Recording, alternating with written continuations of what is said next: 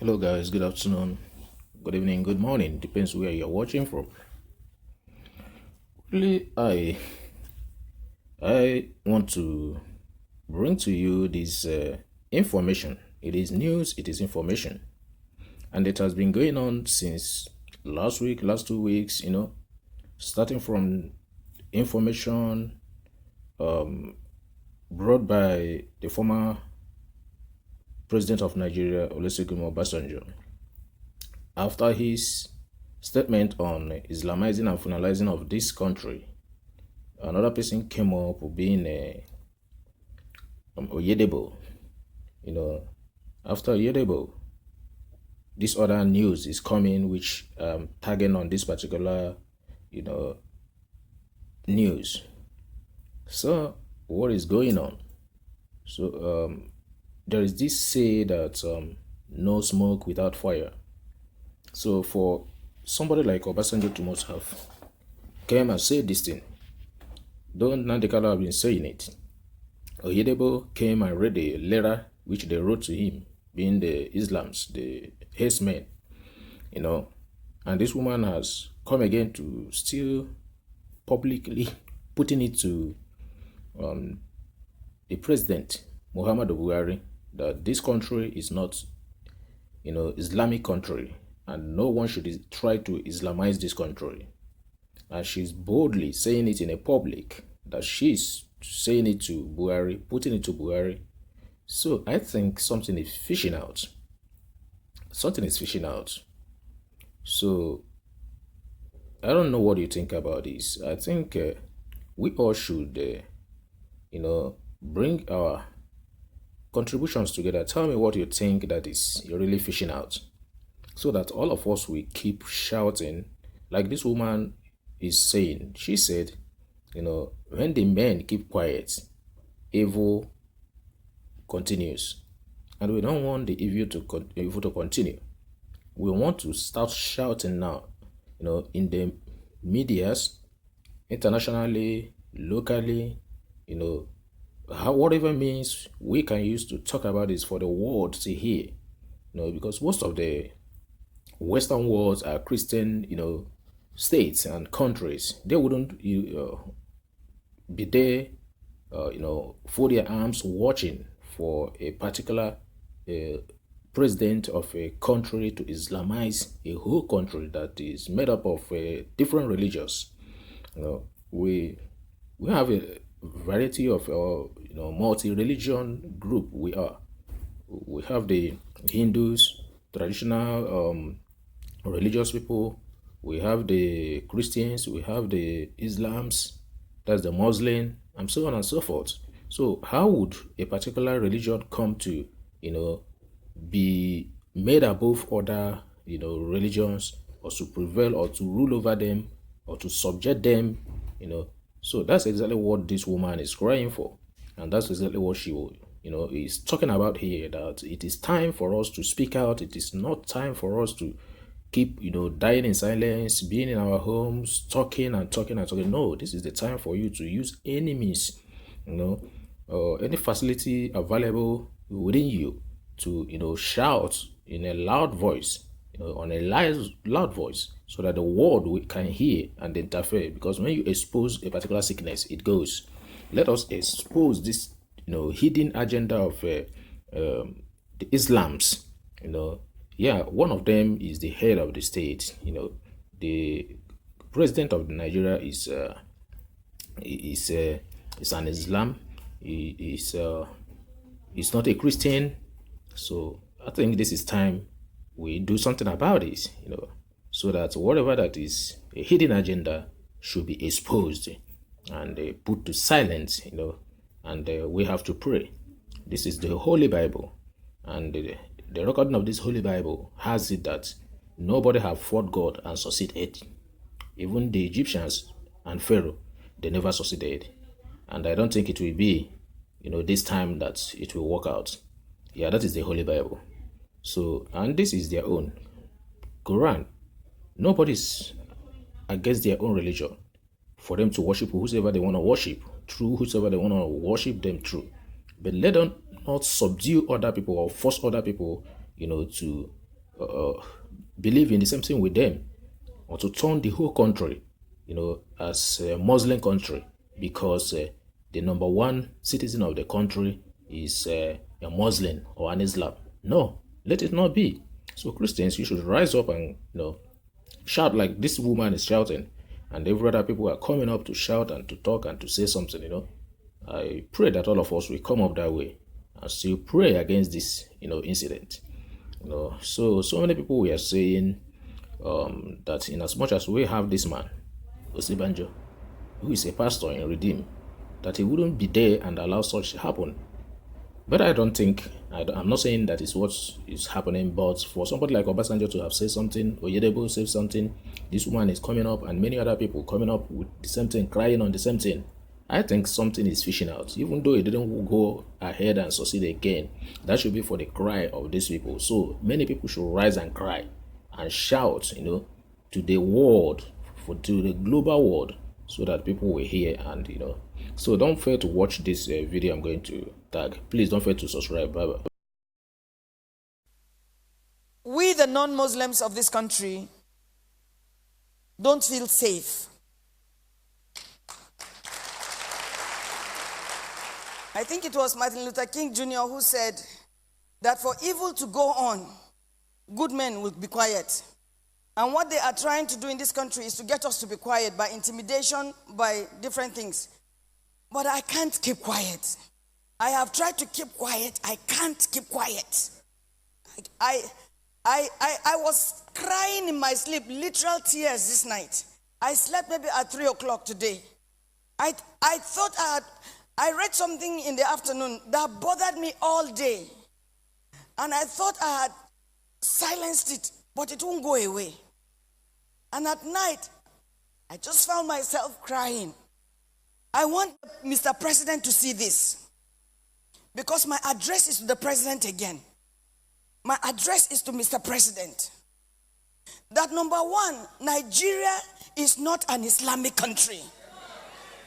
Nigeria is not an Islamic country. Nigeria is a secular state. Nigeria is a secular state. Nigeria is a secular state. It's not an Islamic country. Nigeria has never been and will not be. It will not be in the name of Jesus Christ. There are Muslims in Nigeria.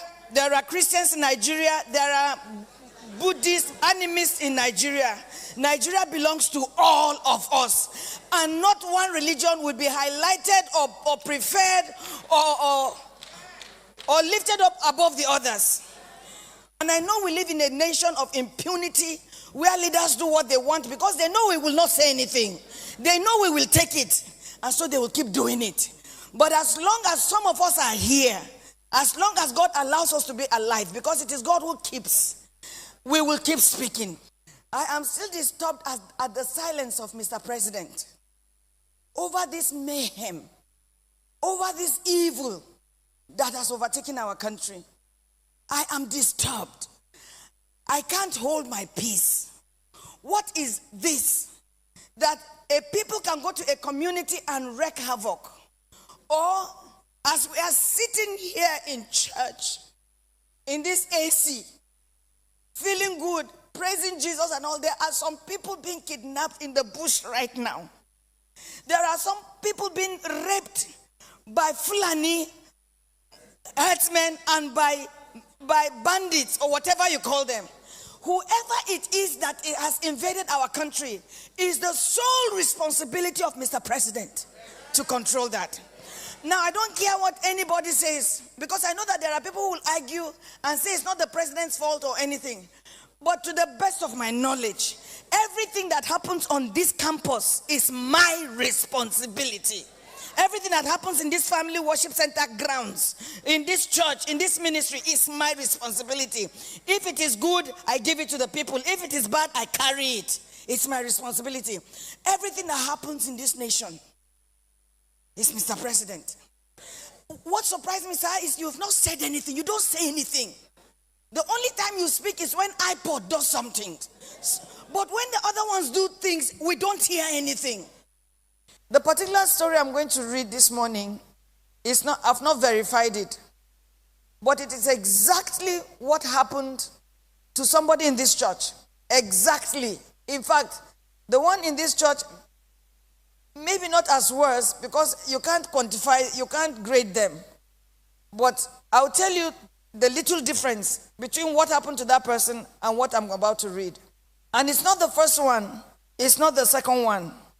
This one just happened to have come to me yesterday, and it gripped my heart, and it reminded me of the other ones that I know of. The other ones that I can say, this is... So this person articulated it so well, and it broke my heart. This happened to a Muslim woman, but this is a long story, and I'm going to read it. So this woman came from somewhere, maybe America, or London, or from somewhere outside this country. She's a Nigerian with her husband, Muslim, committed Muslim people. I have tried to hold myself, I can't. So she writes, it took me a long time of reflection to put this piece together. First, let me thank my husband for the emotional support, the counseling, and for his belief in the creator of heaven and earth, which we call God or Allah. The journey began in Auchi. We traveled to Akure on Monday, stayed with my husband's relations in the outskirts of this ancient town. In the evening on Monday, we visited the palace for dinner. My husband being a close friend to the son of the king. On Tuesday, we left for Ibadan via Akure Ilesha Road. Our plan was, after attending the wedding in Auchi, we would travel with my husband to Lagos, stay for a few weeks before returning abroad, where I had lived with my husband and children for more than a decade. We were in the car of a close family friend, an accountant who gave his time and energy for our comfort. We were 5 in the car, myself, my husband, and our daughter. A lady who is my husband's niece, who had joined us in Akure with the hope of traveling with us to Lagos. The driver, accountant, maintained a normal speed. He drove professionally. That gave me a lot of comfort, and I felt I could find some time to sleep a bit. My daughter was next to me. She was just 9 years old. She was coming to Nigeria with me for the second time. Shortly after Ijare Junction, the driver felt the wagon's tires rupture and decided to park the car with the hope of changing the tires. It was like a film. In a jiffy, motley crowd of armed men in military uniform came out of the bush. They fired at the boot of the car. Ahead of us, 5 of them came out of the bush. Another 2 came from the rear. My daughter screamed, "Mommy, Daddy, what's going on?" There was no time to say a word. They marched us through into the bush, firing into the sky. They hit me on my chest, hit my daughter on her head. Blood oozed. At this time, it was better to kill me. I shouted at one of the armed men. His response was hell. He went straight for my private part, tore my dress with his gun. The others ripped my dresses. I was left with my undies. My husband and my daughter started crying. 2 of them dug their teeth into my breasts. While attending a secondary school in Adamawa, I had lived with some Fulani, so I understood a few Fulani words. I started pleading, at least for my daughter. To my shock, at gunpoint, they removed the dress of my little girl. One of them carried her on his head as my baby struggled, shouting, "Daddy, Mommy, what's going on? Help me!" I could not help myself. We marched for 9 hours. I was half naked. My daughter was totally naked. Her tears was like a stream of blood on her cheeks. Our phones had been seized. who ended up in an ungoverned region in the thick of the forest. We met a well-organized group. There were some kidnapped victims. I saw 2 women, 2 ladies and 3 men. There were some people with their legs chained to trees. They were as if half dead. We were separated. I was separated from my husband. My daughter was taken away. I only heard her screaming intermittently. I did not know what they were doing to her. These men, now about 2 dozen, had a full kitchen. They had a huge camp and a traditional medical team. How can they say they don't know where these people are? How can they say that? But the camps appeared isolated from each other. We heard noises afar, indicating it might be nuclear settlements of camps. Right in my presence, I saw them pack the remains of a woman. They took her and buried her a few meters away from us. She had tribal marks. I cannot describe the agony of 6 days in captivity in this little piece. I cannot talk about how they asked my husband to choose between myself being raped or his daughter being raped. My husband broke down in uncontrollable tears. One of them hit him saying, "Yoruba bastard, you dey cry, idiot." They now gave him an option that he should be raped by one homosexual among them. My husband, a devout Muslim. My husband is a devout Muslim. He told them that homosexual and rape of any kind was against Islam. They hit him with a butt of AK-47. What do you know about Islam? You can imagine, you are being asked to choose between being raped by a homosexual, your daughter just 9 years old, or your wife being raped.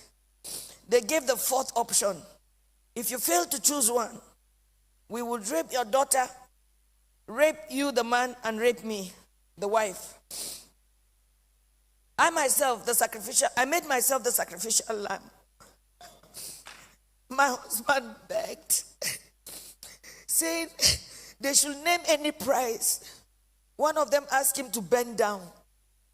3 beastly criminals sat on his back, jumping until he was too weak to stand.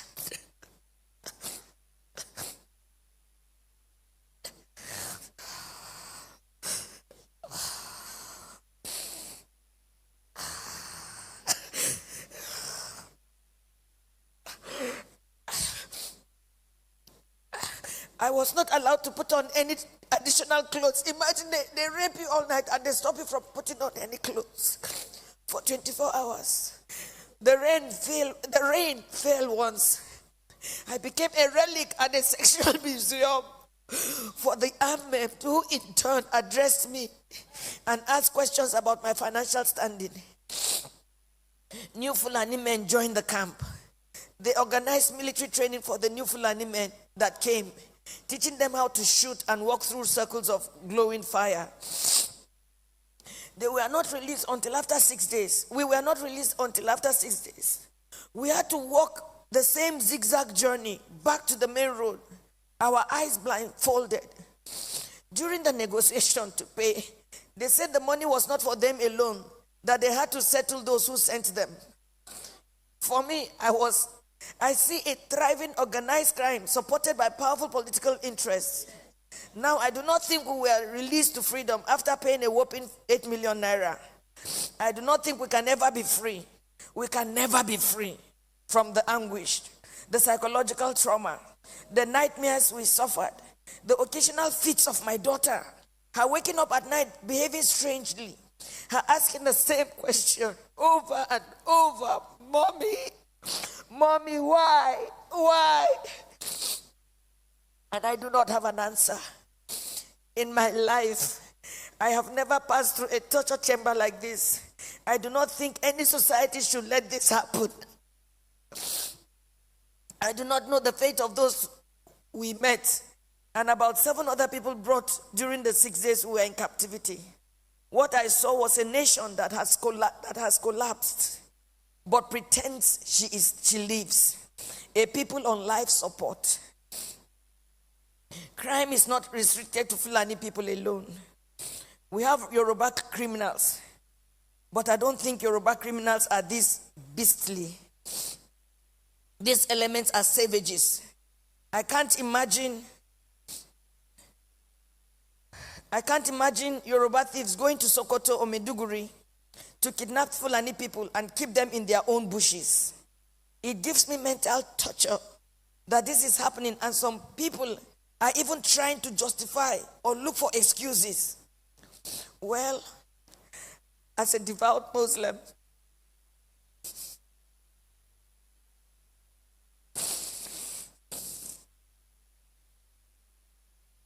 myself and my family have taken solace in Allah. Not the Nigerian police, not the army, not the government. We have taken our faith the way it came. This is supposed to be fate. I thank God that we successfully returned to where we live, thousands of miles from Nigeria. We thank God that we have made a vow. Never shall me, any of my children, or husband in our lifetime visit Nigeria again. Our remains, anytime we die, will also not be buried in Nigeria. It was a suggestion my daughter made, which we all adopted. I pity the country. I pity her people who continuously walk like the living dead. I pity those who parade themselves as leaders because they know nothing about what is going on, and the abyss the country is sunk already. I pity Yoruba people. Oh, I pity you. I pity my people. For me, the issue is not about President Buhari. Democracy can produce anything, even the worst in the society. What I worry about is the conspiracy of silence by the people themselves, the ignorance, the treachery, and the illusion that one day things will get better through another election. Since I was born in Nigeria, each year had led from bad to worse and on and on. I do not have a solution to what is going on, but I think very soon hell will let loose upon the earth as long as there is no law and order and anarchy and the rule of brutes in the order of the day. Once again, there can never be anything more comforting than my husband, who saw what I went through, but was able to encourage me, and even encourage me to write this little piece after months of agony and sociological imbalance. Good night, Nigerians. I told you that there was a little difference between this particular case and the person in our church that this happened to. After a lot of them sexually did whatever they did, she started bleeding. They took sand and shoved and pumped into her to stop the bleeding. So this, I'm not reading what I haven't heard. I'm just glad that these people articulated their own. Mr. President, sir, this is the country that millions joyfully gave over to you.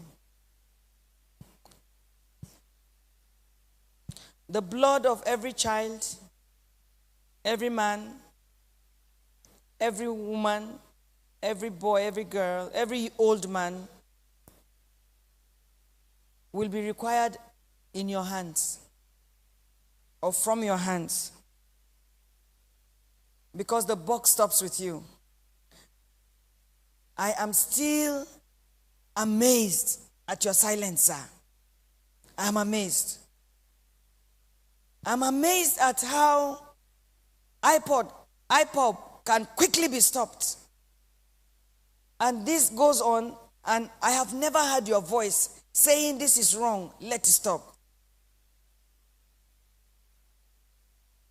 Sir, kada ka ci amanan mutane. Allah ba azalumin kowa bane. Abinda kowa ya shuka shi ma zai girba.